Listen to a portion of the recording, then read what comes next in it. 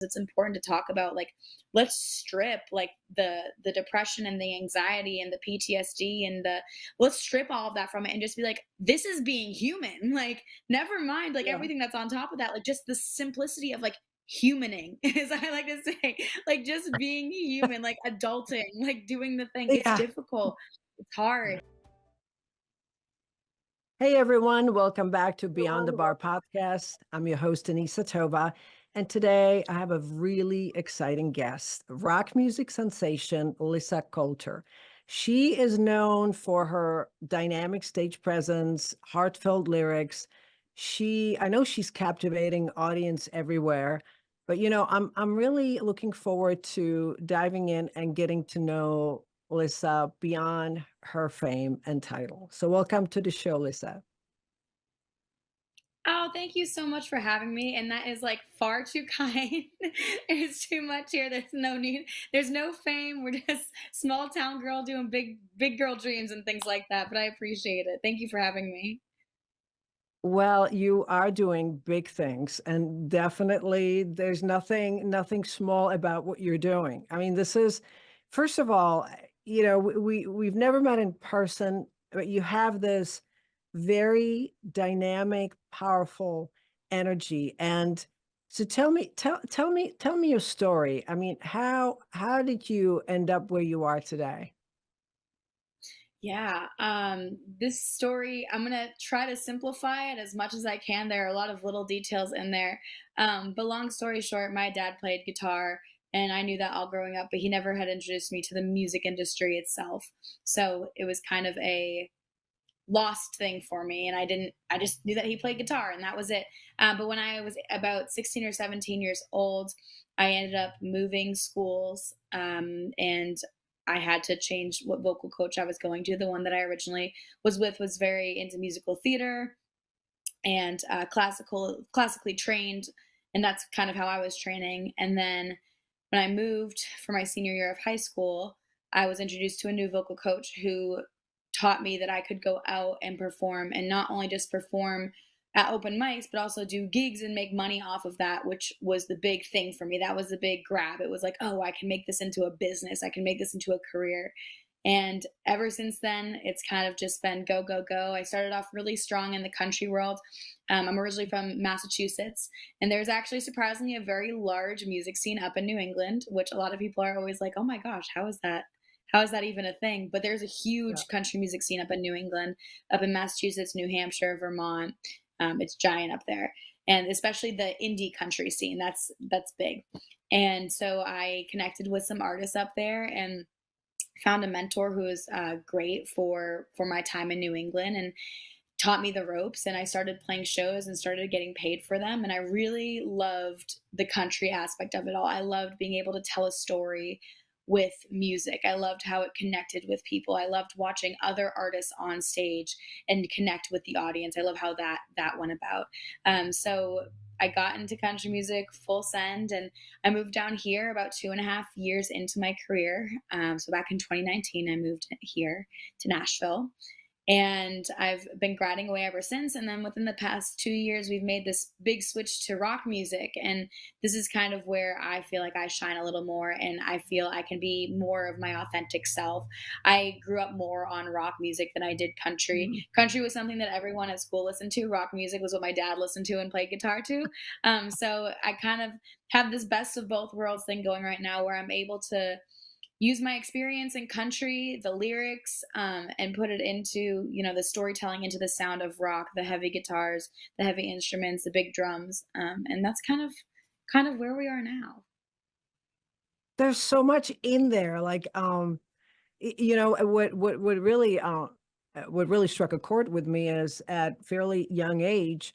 I mean, you had a dream, right? But that's not all of it. There are many people who have a dream, but they don't act on it. And I heard you say, you know what? What really resonated with me was the fact that I could turn it into business. So that's very enterprising thinking, for that age. Like, what was it about that, that basically your mindset where you sounded really focused. Yeah, so I had the dream of being an artist since I like as long as I could remember, probably like 2 or 3 years old. I was my parents would always have to tell me to shut up around the house because it's all I would do is sing. But I never knew that there was a business around that. I never knew that there was an opportunity to do that. And both of my parents are very business oriented, business mindset. So I feel very fortunate that I had the opportunity to grow up with parents within that. With that, my mom was very much like, you're going to go to college and you're going to do what everyone else does and you're going to go to school and you're going to graduate and get a degree.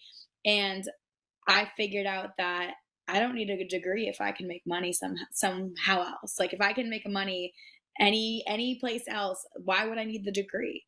And my mom was a little hesitant about it for maybe up until maybe the past 2 years. She was pretty hesitant about it, but she tried to support me as best as I could. My dad sat down and talked to me and was like, "Listen, if you want to do this, you need to treat it as a business. You need to show up every day." And he taught me the importance of showing up.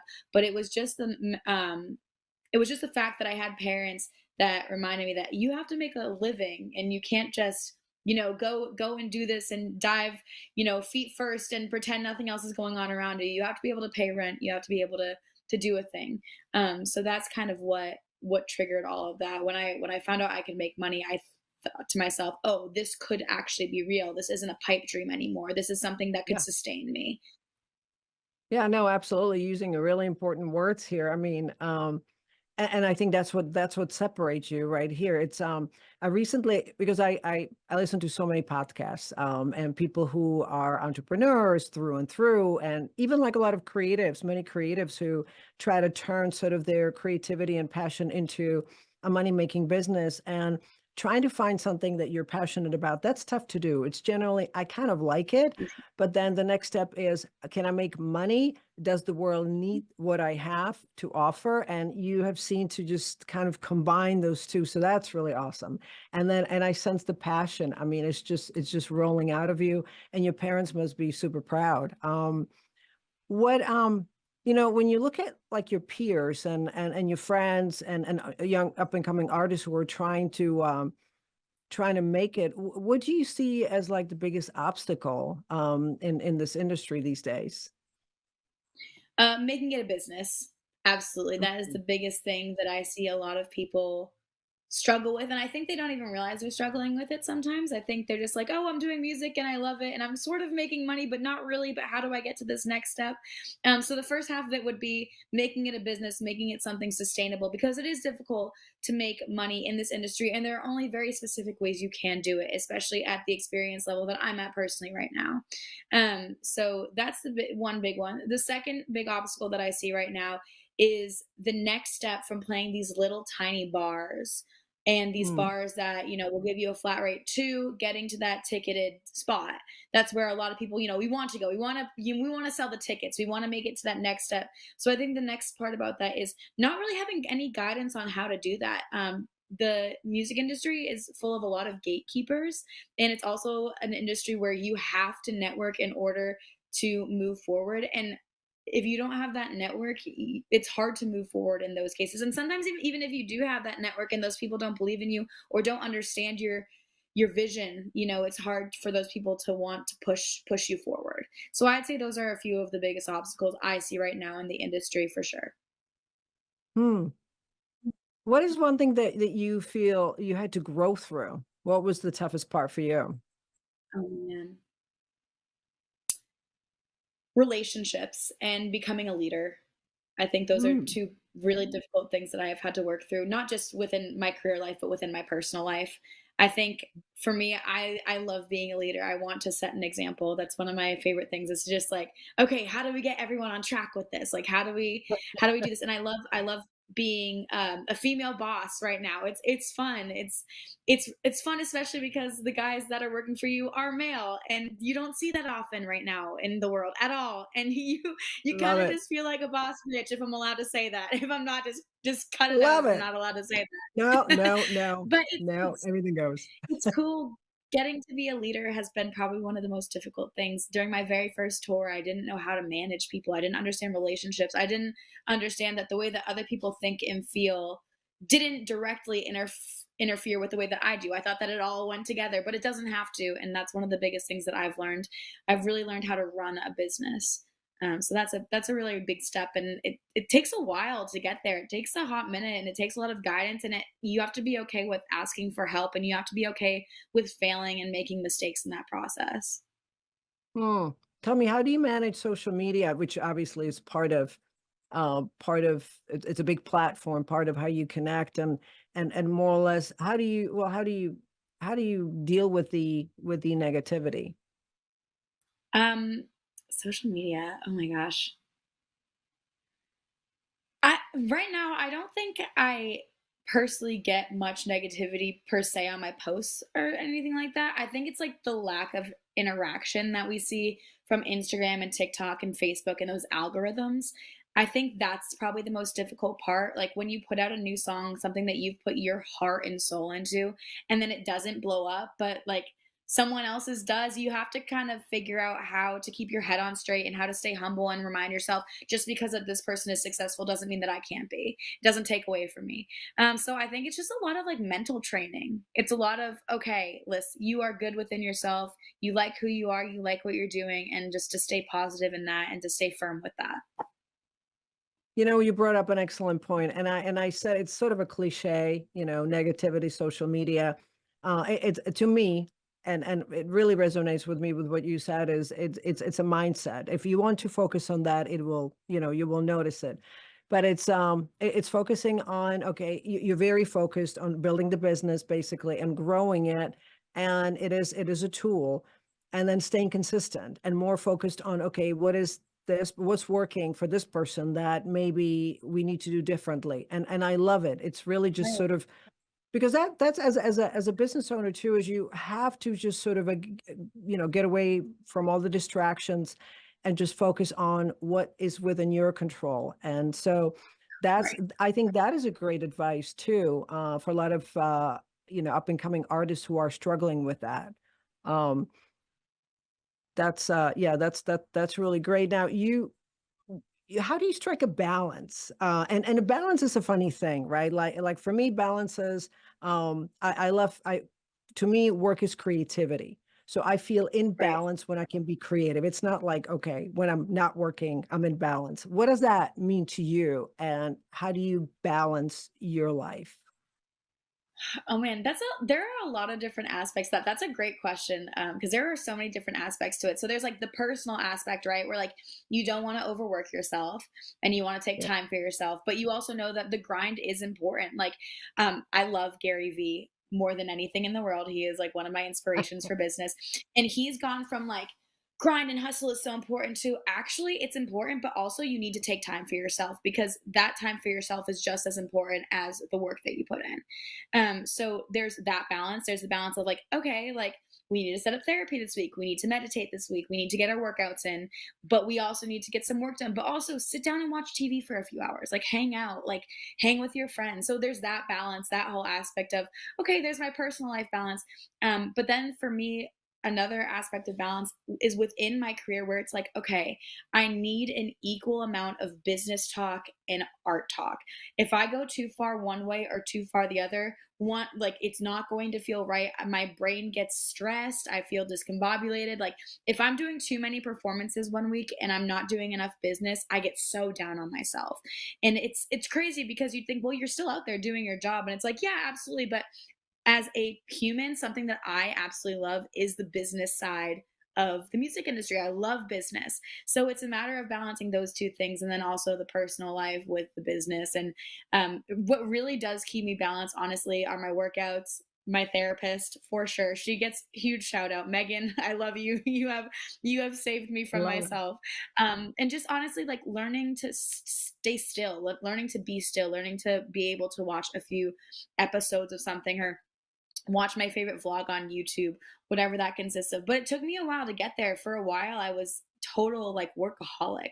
And it was like that for maybe like 5 or 6 years. And I'm on my seventh year right now. So it hasn't been very long since I've like started getting out of that habit. But for a while, it was like very much workaholic, very unhealthy. And I had to work my way out of that. And it's probably the best decision I've made. It's weird because I see a lot of people still at the workaholic thing. And I'm like, oh my gosh, am I doing this right? Am I doing this wrong? Should I go back to those ways?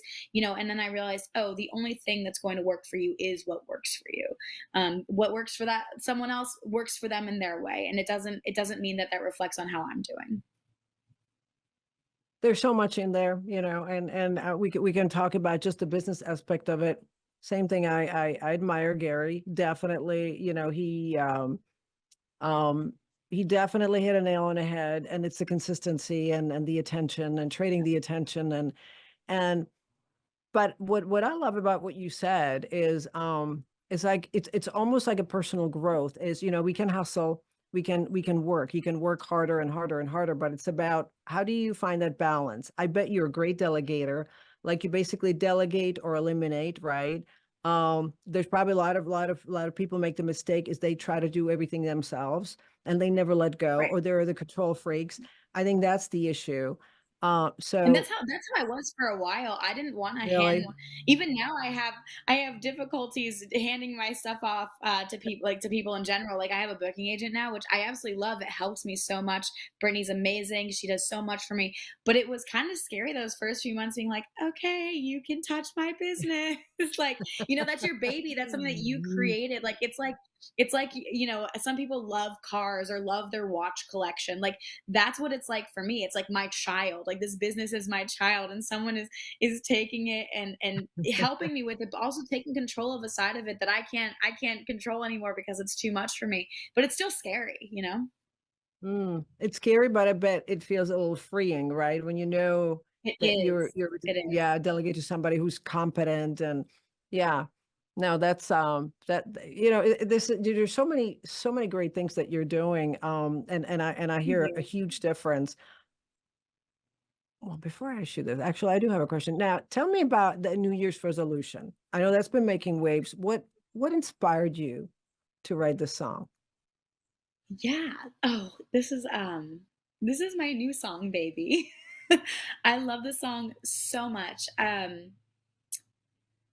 So when I go into a write, it's usually with multiple people.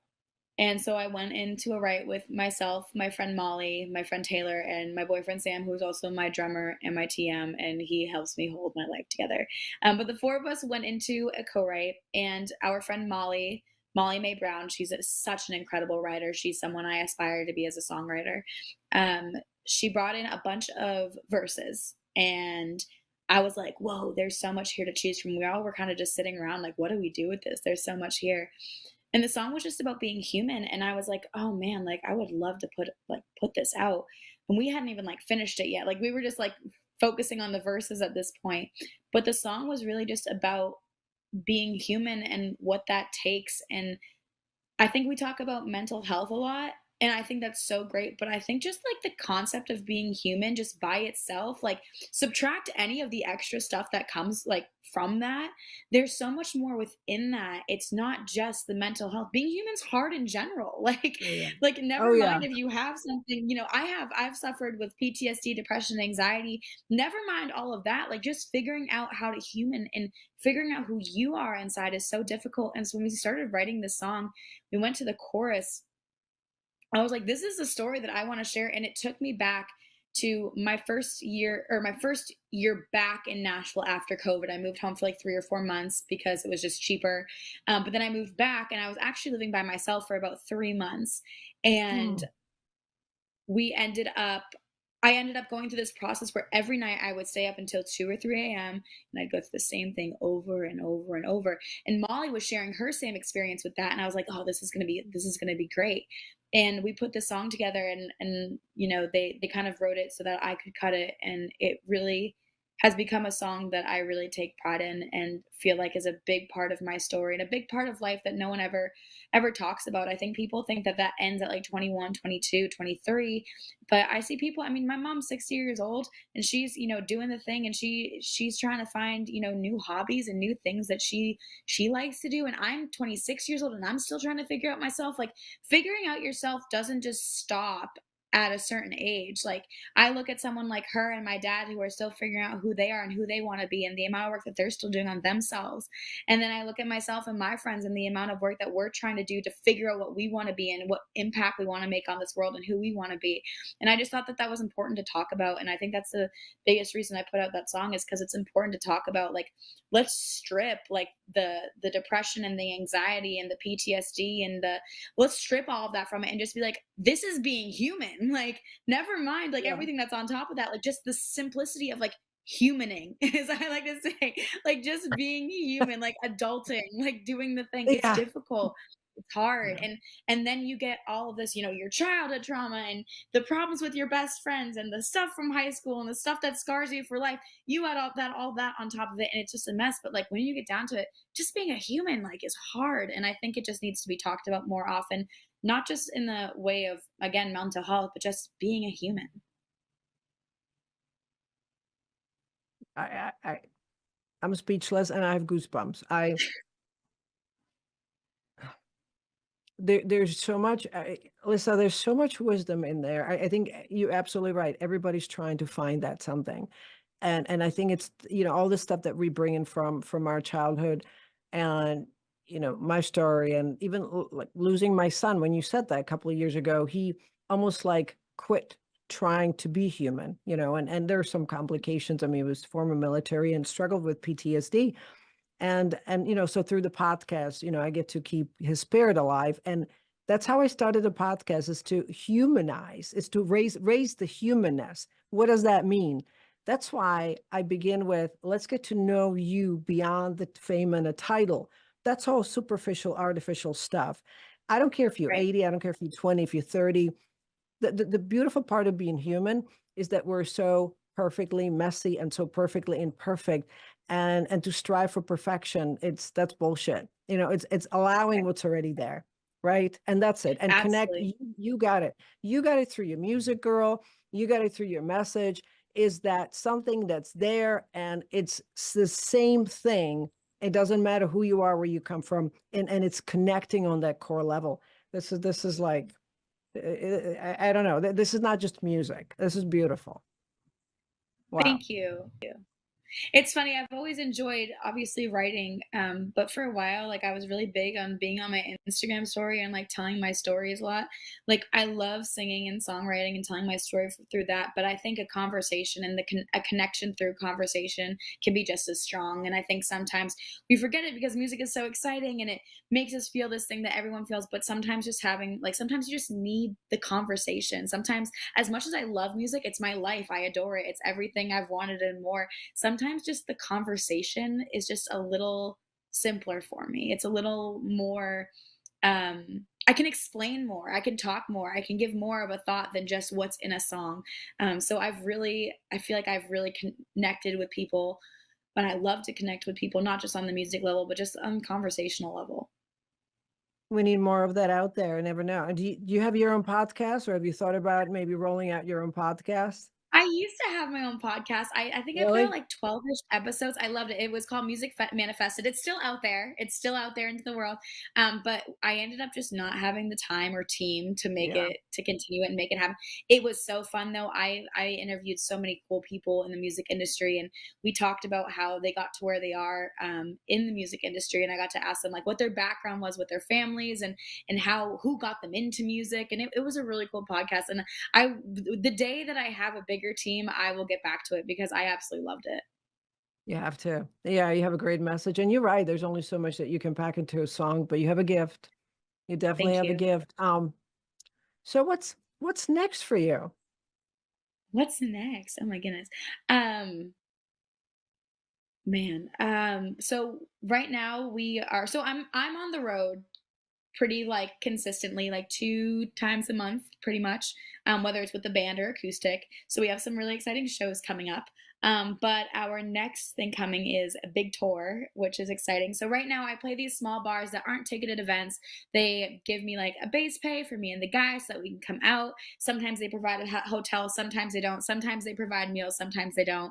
It's a whole thing. It's a whole process, and we travel across the country. I've been from everywhere to the East Coast to the West Coast. I've been all the way out to Montana and Wyoming and the Dakotas and Colorado, and I've been all up, and I think I've been to every state on the East Coast. But our next step with that is moving to hard ticket sales, and we were like, well, how do we do hard ticket sales? And for those who aren't familiar with the music world or hard and soft ticket sales, basically soft ticket sales is like a festival where you have a bunch of people on the festival and you don't really have to focus on getting too many, as an indie artist, you don't have to focus on getting too many people there because they're going to have a built-in crowd. You don't really have to worry about that. But hard ticket sales is when you have to push yourself and push your act and get the ticket sales yourself.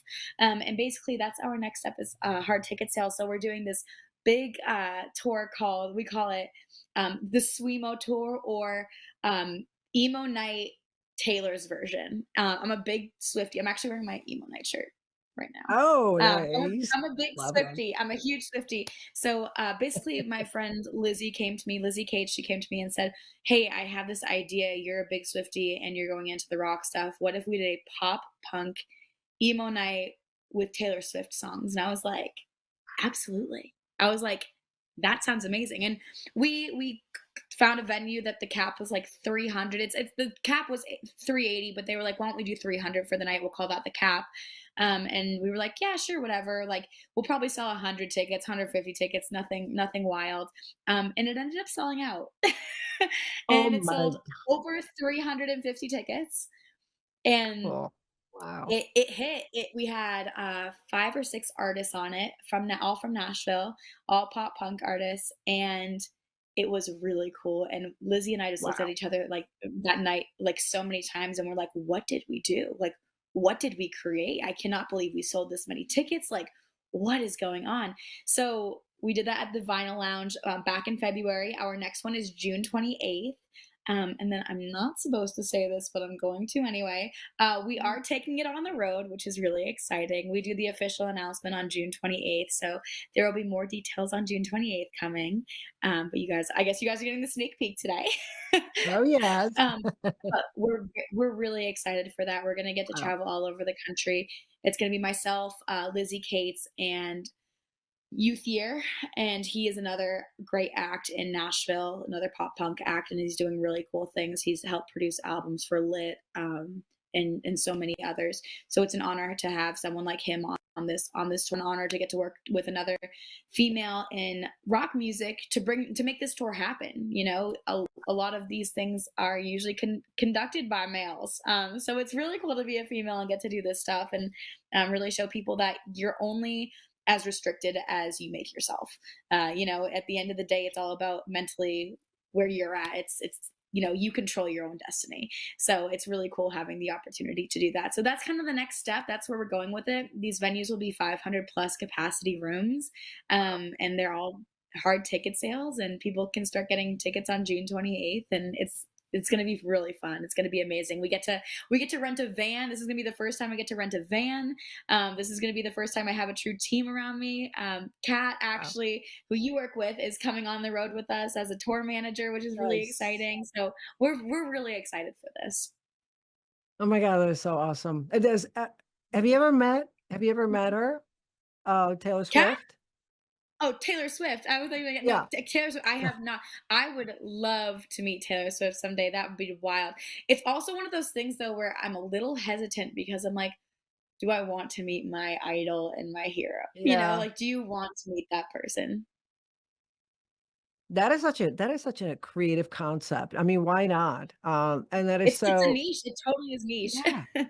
Niche, there you go. It really is that is brilliant, brilliant, because there's such a huge, huge demand for that. Yeah, So you're just putting a little absolutely. different spin on it, and I love what you say about female artists. It's like, it's up to you to go get it, and that has been always my position. Is like, as women, nothing's stopping you. This whole thing about, don't have the same opportunity, create it. Go out there and Creative. grab it. You know I what I feel the mean? same. Yeah, I feel the same way. I think a lot of people right now in country music, women in country, especially over the past like 6 or 7 years, have been, you know, fighting for their right on radio. And I'm like, create it. Like, no one's Go for it. stopping you. I know. Like, you know, there are still women on country music radio. Like, they're still there. Like, it's just a matter of creating that opportunity for yourself. And Yeah. I mean, and I mean, I'm speaking as someone who was a woman in country for so long, and I think the big key really is, like you said, just creating it. Right. Yeah, go out there and grab it. Wow, I mean, I know we could be here forever and talk. We'll definitely have you back, and I'm so glad you shared what you shared. This is super, super exciting. Um, you hit so many awesome points, and you're just a fire. You're inspirational, and thank you for coming on the show and sharing your awesome story. Thank you so much for having me, and thank you for the kind words. I really appreciate it. This was a lot of fun. No, this is so much fun, and definitely you're unstoppable. I love that. Thank And, you. we'll definitely make sure, we post, your links, to the show notes, for sure. And, to our listeners and viewers, don't forget to subscribe to Beyond the Bar podcast. Follow us on all social media for exciting interviews. And until next time, stay inspired and stay curious.